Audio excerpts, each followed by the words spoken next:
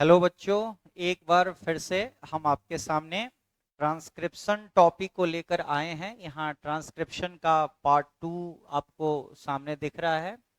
पिछले वीडियोस में हमने ट्रांसक्रिप्शन पढ़ाया था, उसको पार्ट 1 करके हमने बताया था।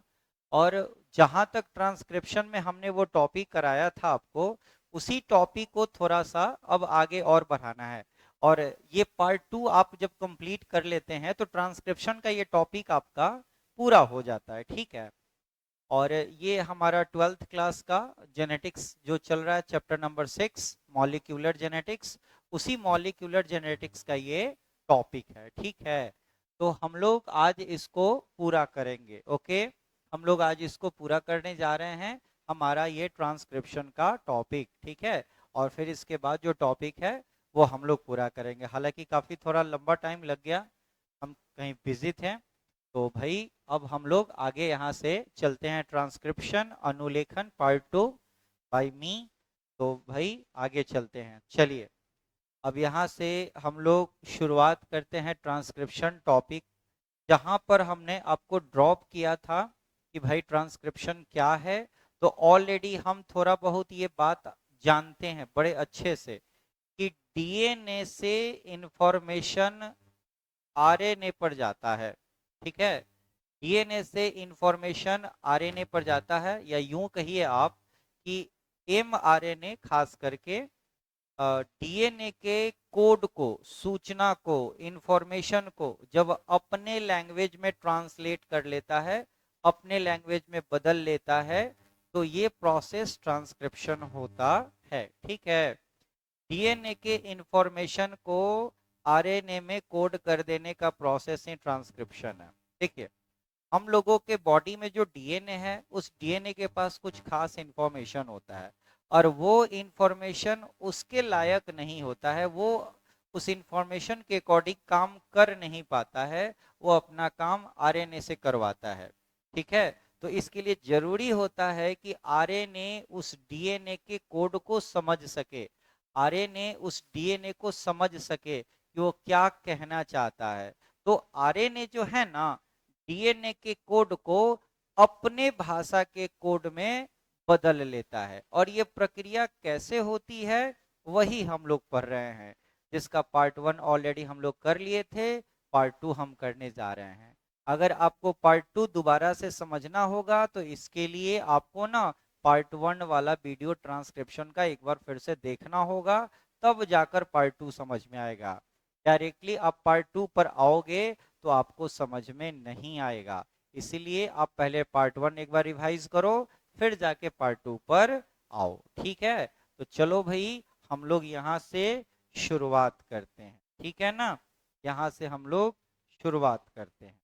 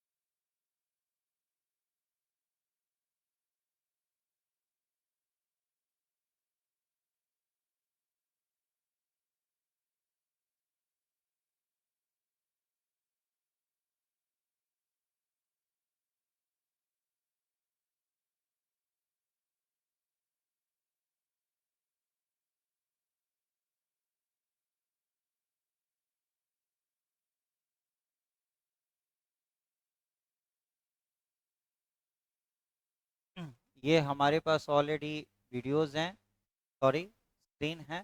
और इसी स्क्रीन के अकॉर्डिंग हमने इस पॉइंट्स को पहले से नोट्स कर रखा है, ताकि आपका समय थोड़ा कम यूज हो, ठीक है।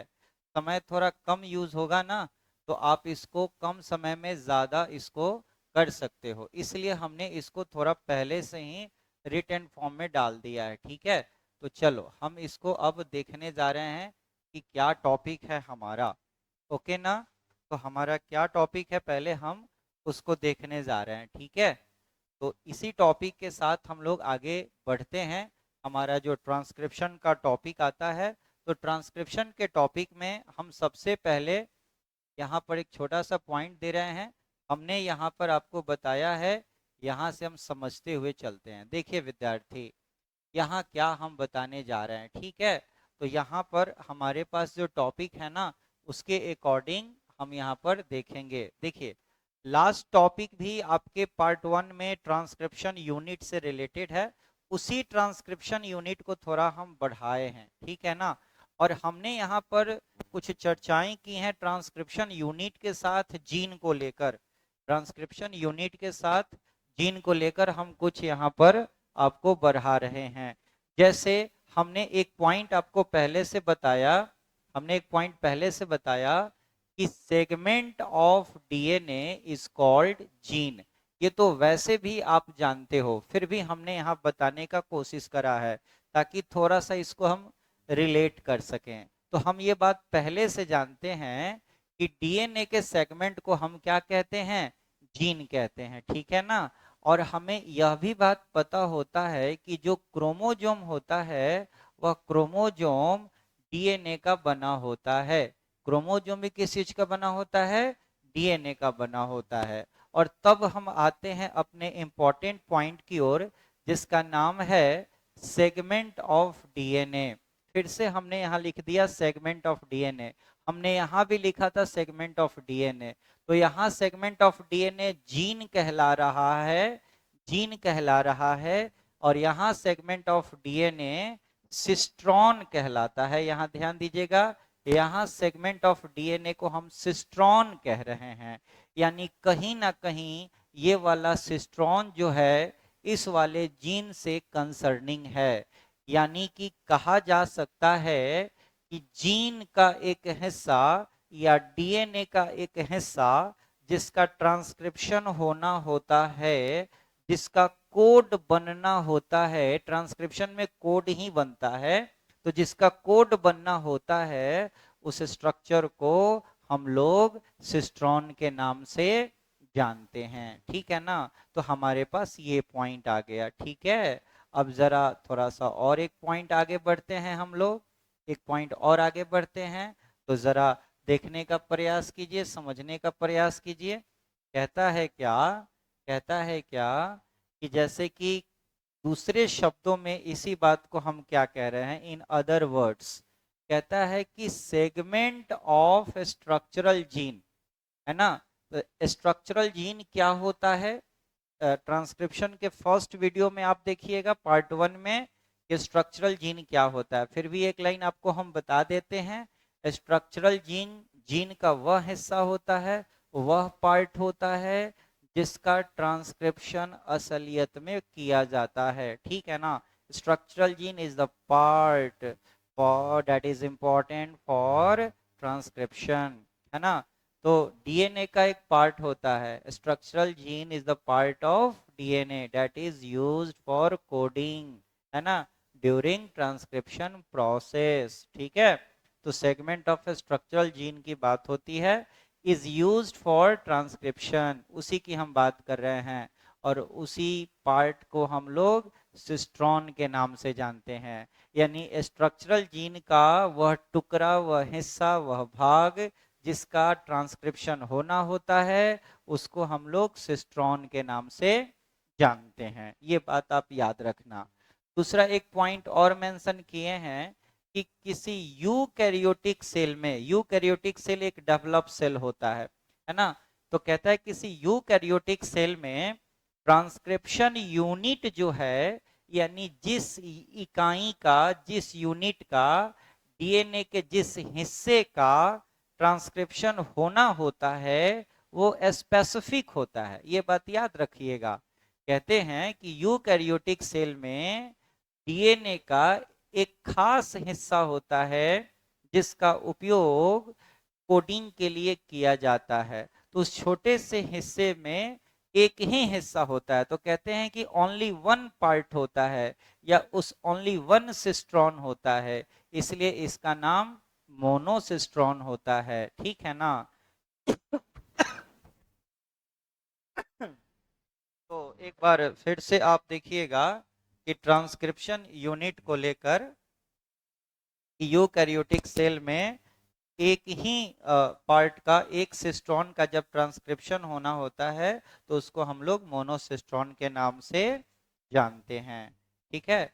अब थोड़ा एक और पॉइंट कर लेते हैं यहाँ हम, और हमें जानना चाहिए प्रोकैरियोटिक सेल के बारे में।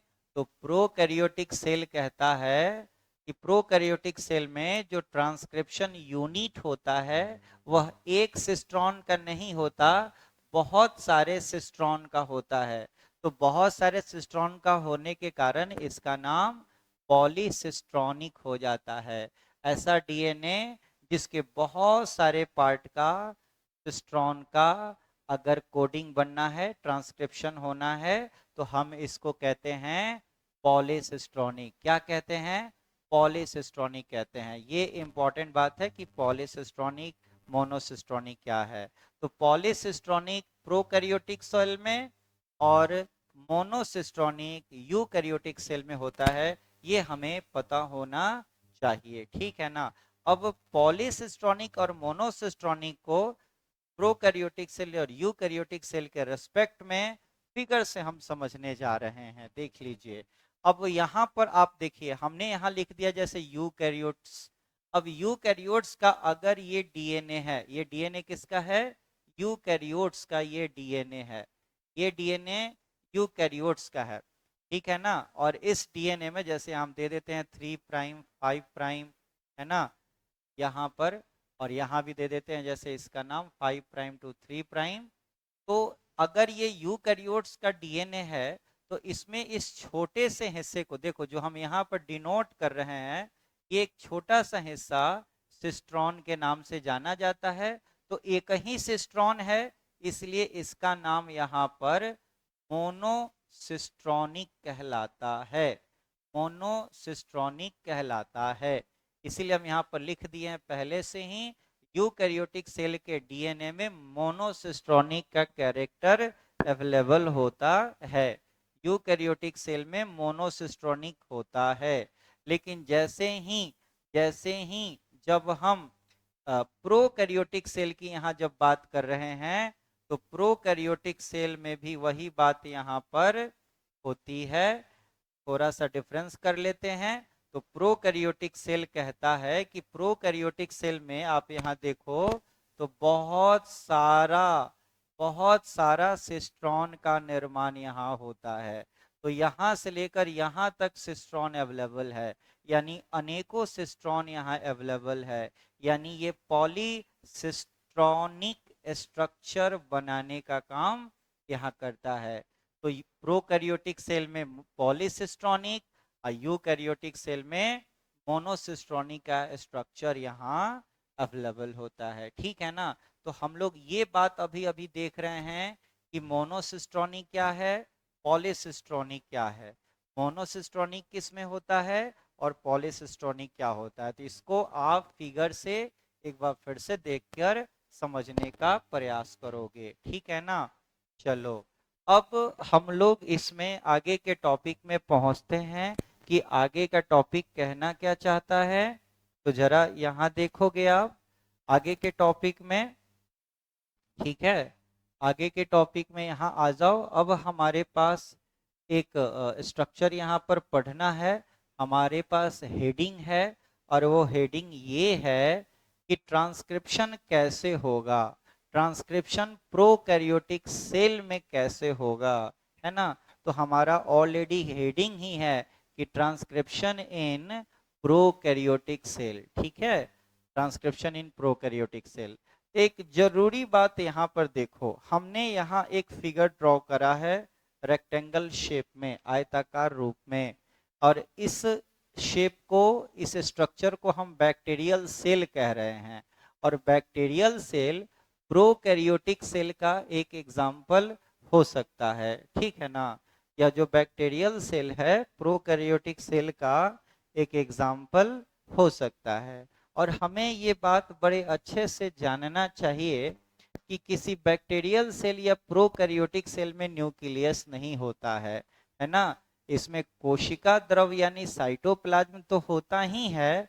और ये देखो, ये इसके साइटोप्लाज्म है, ये इसका क्या है, साइटोप्लाज्म होता है। और इसी के साइटोप्लाज्म में ही इसमें इसका डीएनए होता है, ठीक है ना। इसका डीएनए इसमें होता है। तो एक बात तय है कि प्रोकैरियोटिक सेल का डीएनए उसके साइटोप्लाज्म में स्प्रेडेड होता है, ठीक है। तो इस हिसाब से प्रोकैरियोटिक सेल में ट्रांसक्रिप्शन की जो प्रक्रिया है वो साइटोप्लाज्म में ही होती है। एक बार फिर से ध्यान दे लो कि प्रोकैरियोटिक सेल में ट्रांसक्रिप्शन का प्रोसेस जो है साइटोप्लाज्म में होता है। क्यों? क्योंकि इसका डीएनए साइटोप्लाज्म में ही रहता है, इसीलिए ऐसा होता है, ठीक है ना। चलिए अब थोड़ा सा इस ट्रांसक्रिप्शन के प्रोसेस को थोड़ा हम स्टेप बाय स्टेप देख लेते हैं। यहाँ कहता है कि ट्रांसक्रिप्शन जो है ना 3 स्टेप में पूरा होता है। ट्रांसक्रिप्शन का स्टेप 3 होता है, ठीक है। तो सबसे पहले स्टेप का यहाँ जो नाम है, सबसे पहला जो स्टेप आता है वो है स्टेप नंबर 1, जिसको कि हम इनिशिएशन के नाम से जानते हैं। ये स्टेप नंबर 1 होता है, ये है स्टेप नंबर 1। और स्टेप नंबर 1 को हम इनिशिएशन कहते हैं, इनिशिएशन कहते हैं, ठीक है। हिंदी में कहा जाता है प्रारंभन या प्रारंभन, ठीक है ना। स्टेप 1 को इनिशिएशन कहते हैं और हिंदी में इसको प्रारंभन कहते हैं, ठीक है ना, प्रारंभन। अब ये प्रोसेस कैसे पूरा होता है, हमें इस बात पर ध्यान देना होगा। तो जैसे कि ये हमारे पास ऑलरेडी डीएनए है, इस डीएनए में ट्रांसक्रिप्शन का प्रोसेस शुरू करने के लिए सबसे इंपॉर्टेंट जो स्ट्रक्चर हमारे पास होता है वो है ये रेड कलर से जो ये राउंड करके बनाए हैं, इसको हम कहते हैं आरएनए पॉलीमेरेज। आरएनए पॉलीमेरेज ये जरूरी चीज है। आरएनए पॉलीमेरेज एक प्रकार का एंजाइम होता है। बिना आरएनए पॉलीमेरेज एंजाइम के मदद लिए हम लोग ट्रांसक्रिप्शन का प्रक्रिया नहीं कर सकते हैं, ठीक है। और इसके अंदर एक ये ब्लू कलर से जो दिखा रहे हैं ये वाला, इसको कहते हैं सिग्मा फैक्टर, इसको कहते हैं सिग्मा फैक्टर। तो इसके साथ साथ आपको सिग्मा फैक्टर चाहिए। तो sigma factor RNA polymerase enzyme की सहायता से इनिशिएशन का कार्य शुरू करता है, यानी ट्रांसक्रिप्शन का प्रोसेस पूरा करता है, ठीक है। ये बात यहां तक होती है पहले, ये पहला स्टेप कहलाता है।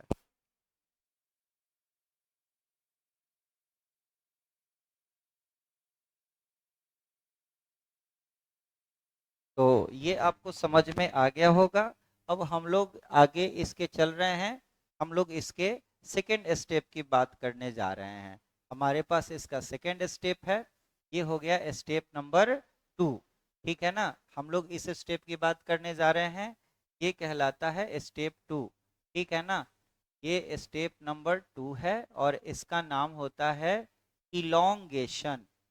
इलोंगेशन ये स्टेप 2 है। शुद्ध हिंदी में इसको कहते हैं हम दीर्घीकरण। क्या कहते हैं? दीर्घीकरण। और देखो यहाँ पर ट्रांसक्रिप्शन के प्रोसेस में ये बातें बढ़ाने के लिए mRNA ऑलरेडी यहाँ से चल चुका होता है और इसकी सहायता के लिए आरएनए पॉलीमेरेज एंजाइम और सिग्मा फैक्टर यहाँ पर लग चुका होता है, जो इस प्रोसेस को आगे की तरफ बढ़ाता है, ठीक है ना। तो हम ऑलरेडी प्रोकैरियोटिक सेल के बारे में पढ़ रहे हैं, तो यहाँ तो सिस्ट्रॉन बहुत सारा है, तो यहाँ पर ट्रांसक्रिप्शन का प्रोसेस भी थोड़ा लंबा हो जाता है, ठीक है ना। जो कि हम लोग फिगर के अकॉर्डिंग स्टेप 3 में इसको बड़े सुविधा से देखकर समझ सकते हैं। दिस इज स्टेप 3, है ना। और स्टेप 3 में इसका नाम हो जाता है टर्मिनेशन। टर्मिनेशन समापन, यहाँ पर ये खत्म हो जाता है ट्रांसक्रिप्शन का प्रोसेस। और यहाँ भी ट्रांसक्रिप्शन का प्रोसेस खत्म होने के लिए आपको ना यहाँ पर आरएनए पॉलीमेरेज एंजाइम है, और साथ साथ इसके अंदर रो फैक्टर काम आता है। इस फैक्टर का नाम है रो फैक्टर, ठीक है, रो फैक्टर काम आता है। लेकिन आरएनए पॉलीमेरेज एंजाइम यहाँ भी होता है। आप देखते हो कि यहाँ से mRNA आगे की तरफ बढ़ता गया है, और यहाँ से कोड करता चलता है, यहाँ से कोड बनाते चलता है डीएनए के एक स्ट्रैंड से, टेम्पलेट स्ट्रैंड से अपने ऊपर कोड बनाने का काम पूरा जरूर करता है। ये कोडिंग बनाने का काम करता चलता है। यही प्रोसेस यहाँ से लेकर यहाँ तक ट्रांसक्रिप्शन का होता है प्रोकैरियोटिक सेल के अंतर्गत, ठीक है ना। तो ये हमारा तीन स्टेप में ये प्रक्रिया पूरी होती है। फिर हम इसको लेकर ऐसे फिगर से बना लेते हैं, ठीक है ना। तो आपका फिगर और नोट्स एक साथ यहाँ पर अवेलेबल है, ठीक है। चलिए अब आगे हम चलते हैं। इसमें आगे हम लोग यहाँ पर पहुंच रहे हैं, ठीक है ना। तो अब इस फिगर को हम लोग लेकर आगे बढ़ रहे हैं। तो आप इसको पूरा यहाँ कर सकते हैं। इस फिगर को थोड़ा सा आप देखिए, हम इसको थोड़ा लेकर पहले आगे चलेंगे, तो फिर यहाँ ट्रांसक्रिप्शन को लेकर हम चलते हैं।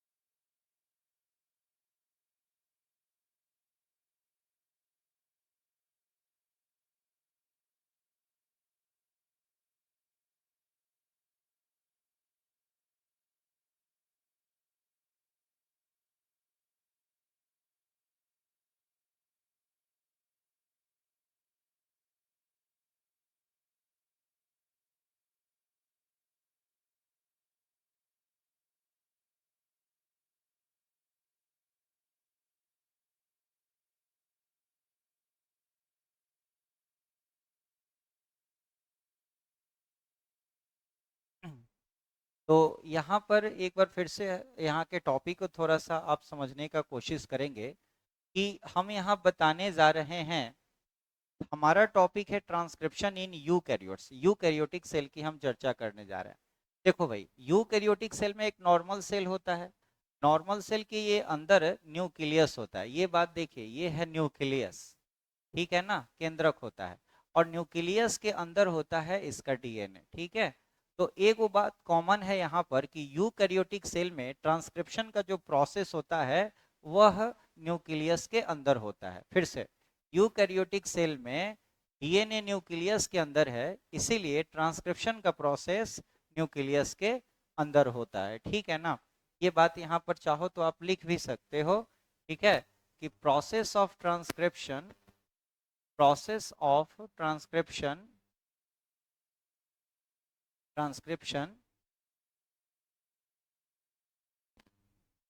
is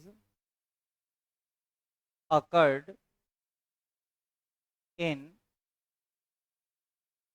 nucleus of eukaryotes। ठीक है, ये बात यहाँ कही जाती है। ओके, तो अब यहाँ पर बाकी जो प्रोसेस होता है ट्रांसक्रिप्शन का वो same to same prokaryotic cell की तरह ही होता है। बाकी जो भी प्रोसेस है वो सेम टू सेम उसी की तरह होता है। इसीलिए यहाँ पर इस बात की हम चर्चा भी कर रहे हैं कि all processes of transcription in eukaryotic cell is similar to the prokaryotic cell, यानी प्रोकैरियोटिक सेल की तरह ही प्रोकैरियोटिक सेल की तरह ही यूकैरियोटिक सेल में ट्रांसक्रिप्शन का प्रोसेस पूरा हो जाता है। ठीक है, अब यहाँ पर कहा जाता है कि एक खास पॉइंट है कि 3 टाइप्स के आरएनए पॉलीमेरेज एंजाइम यहाँ काम आते हैं। इस प्रोसेस के लिए 3 प्रकार के आरएनए पॉलीमेरेज एंजाइम यहाँ आपको काम आते हैं। वो पॉलीमेरेज एंजाइम ये है RNA polymerase 1, RNA polymerase 2, RNA polymerase 3, जिसमें आरएनए पॉलीमेरेज एंजाइम आरएनएस को ट्रांसक्राइब करता है। वही आरएनए पॉलीमेरेज 2 कहता है कि एमआरएनए के प्रीकर्सर को अर्थात एचएनआरएनए को, देखो एमआरएनए बनने से पहले एचएनआरएनए बनता है, ये बात ध्यान देने की चीज है। एमआरएनए बनने से पहले एचएनआरएनए बनता है। तो एचएनआरएनए को एमआरएनए का प्रीकर्सर कहते हैं। तो प्रीकर्सर का यानी एचएनआरएनए का ट्रांसक्रिप्शन करने में आरएनए पॉलीमेरेज 2 काम आता है। फिर कहते हैं कि टीआरएनए और 5s आरएनए और लास्ट में है एसएनआरएनएज, इसके लिए आरएनए पॉलीमेरेज 3 काम आता है। तो यहाँ 3 प्रकार के आरएनए पॉलीमेरेज हैं, 1, 2 एंड 3, और तीनों का काम अलग अलग तरह का ट्रांसक्रिप्शन करना यहाँ होता है। ठीक है ना, तो चलिए अब यहाँ तक का प्रोसेस ये हो गया। अब हम इस प्रोसेस के अकॉर्डिंग अगले स्टेप पर, लास्ट स्टेप की तरफ लगभग चलते हैं। कि देखो कहता है कि यहाँ पर एचएनआरएनए की जो हम बात करने जा रहे हैं कि एचएनआरएनए अब क्या है। तो एचएनआरएनए एक स्पेशल आरएनए है जिसमें एक्सॉन और इंट्रॉन, ध्यान देना, एक्सॉन और इंट्रॉन नाम का 2 तरह का स्थान होता है। एक्सॉन और इंट्रॉन नाम का 2 प्रकार का स्थान यहाँ पर होता है। ये एक जरूरी बात यहाँ पर हो जाती है। ठीक है ना, एक्सॉन और इंट्रॉन नाम का 2 प्रकार का यहाँ प्लेस होता है। इसको जरा फिर से देख लीजिएगा। तो हम यहाँ पर अगर आपको समझाएं ना, हम यहाँ पर अगर आपको समझाते हैं तो देखो यहाँ पे बताया क्या जाता है कि जैसे कि अगर हम बना रहे हैं एचएनआरएनए की अगर हम बात करते हैं तो एचएनआरएनए के साथ क्या है ना, यहाँ 2 प्रकार के, जैसे कि ये हम एचएनआरएनए बना दिए और यहाँ पर 2 प्रकार का स्थान होता है, एक दूसरा टाइप तीसरा टाइप, जिसमें एक स्थान को हम लोग इंट्रॉन कहते हैं। ये ध्यान दीजिएगा, इसको हम लोग कहते हैं इंट्रॉन, यह भी कहलाता है इंट्रॉन, ब्लू डॉट में जो यहाँ पर ऑलरेडी दिया हुआ है। लेकिन नॉर्मल जो है, ये नॉर्मल वाला जो हिस्सा है ये कहलाता है एक्सॉन वाला हिस्सा, एक्सॉन वाला, ये भी जो ब्लैंक है वो कहलाता है एक्सॉन वाला हिस्सा। ठीक है ना, तो यही कारण है कि इसको एचएनआरएनए कहते हैं। इसका फुल फॉर्म होता है हेट्रोजीनस आरएनए, इसका फुल फॉर्म होता है हेटेरोजीनस हेटेरोजीनस आरएनए, इसका फुल फॉर्म होता है। ठीक है ना, ये पॉइंट यहाँ पर अवेलेबल होता है। और साथ साथ कहते हैं कि जब HNRNA में एक प्रोसेस होता है जिसको कहते हैं स्प्लाइसिंग, स्प्लाइसिंग, तो स्प्लाइसिंग के प्रोसेस के कारण HNRNA जो होता है ना, HNRNA जो होता है ना, वह नॉर्मल mRNA के रूप में बदल जाता है। HNRNA जो है नॉर्मल mRNA में बदल जाता है। क्यों? क्योंकि इस पर का इंट्रॉन जो है रिमूव हो जाता है। क्योंकि स्प्लाइसिंग का मतलब होता है, स्प्लाइसिंग का मतलब होता है removal of, removal of intron, removal of intron and joining of, है ना, joining of, joining of exon. ठीक है, तो एक्सॉन आपस में जुड़ जाता है और इंट्रॉन यहां से अलग हो जाता है। तो इस प्रोसेस को हम लोग स्प्लाइसिंग कहते हैं। तो स्प्लाइसिंग के प्रोसेस के थ्रू HNRNA यानी हेट्रोजीनस आरएनए नॉर्मल mRNA में बदल जाता है। यही वजह होता है कि HNRNA को mRNA का प्रीकर्सर कहते हैं। ठीक है, तो ये प्रोसेस हमारे पास पूरा होता है। इसी प्रोसेस के साथ साथ ये ट्रांसक्रिप्शन का प्रोसेस लगभग लगभग पूरा हो जाता है, जिसकी बात हम लोग अक्सर करते हैं। ठीक है ना, चलिए, तो यहाँ से ट्रांसक्रिप्शन टॉपिक खत्म होता है। इसके बाद जो है हम लोग अपने अलग टॉपिक की ओर चलेंगे, जिसका नाम होता है जेनेटिक कोड। तो हमारा अगला टॉपिक हो जाएगा जेनेटिक कोड, जिसकी बात हम लोग अगली क्लास में करेंगे। तब तक के लिए थैंक यू। इतना टॉपिक रिवाइज कीजिए, फिर बाकी हम लोग मिलते हैं अगली क्लास में। Okay, thank you. इसको सारे नोट्स को लेकर लिख लीजिएगा। ओके।